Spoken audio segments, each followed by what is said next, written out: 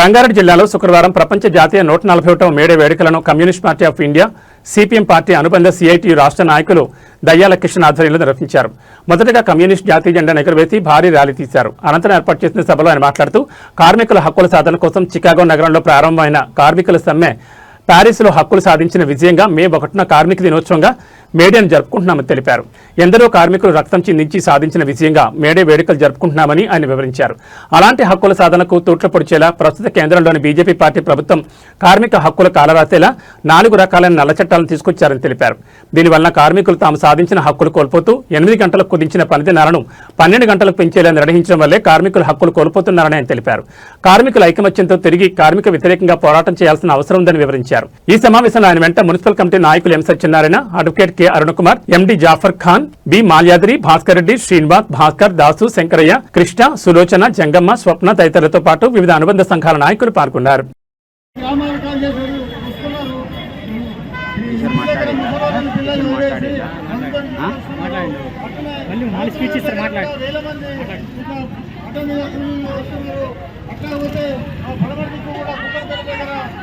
కూలీలు వస్తున్నారు.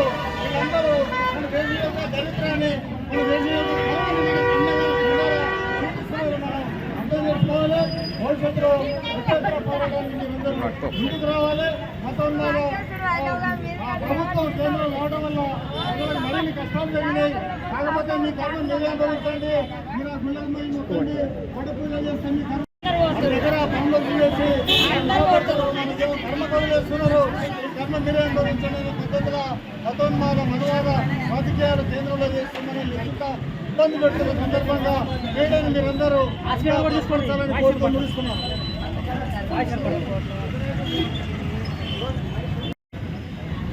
America Iran మీద యుద్ధం చేస్తూ ఉంది. దానివల్ల ఈరోజు దేశంలో అదేవిధంగా ఏ ప్రాంతం చూసినా నో స్టాక్ బోర్డు పెడుతున్న పరిస్థితి ఈరోజు పెట్రోల్ బంకులు ఉన్నాయి. అదేవిధంగా నో స్టాక్ బోర్డు పెడుతున్నారు. ఆ యొక్క కొరత వల్ల విపరీతంగా రేట్లు పెంచుతున్నారు. దాంతోపాటు గ్యాస్ ధరలు పెరిగినాయి. నిత్యావసర ధరలు కూడా ఈరోజు ఆ యుద్ధం వల్ల పెరుగుతూ ఉన్నాయి. కాబట్టి ఈ పేదవాళ్ళు ఈ రికార్డ్సే కానీ ఒక్కరి పేదలకు ఏంటంటే వాళ్ళు జీతాలు ఏం పెరగడం లేదు.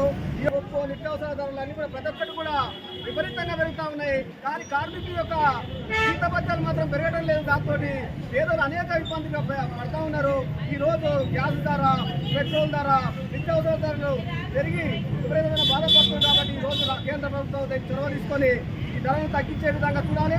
దాంతోపాటు ఈ దేశంలో ఉన్న నరేంద్ర మోడీ గారు యుద్ధాన్ని కూడా ఖండించాల్సిన అవసరం ఉంది. ఆయన ఖండించి దాన్ని ఖచ్చితంగా ఈ యొక్క శాంతి చేకూరాలి. ఈ ప్రజల మీద భారాలను తగ్గించాలని చెప్పేసి కూడా కోరుతున్నాం.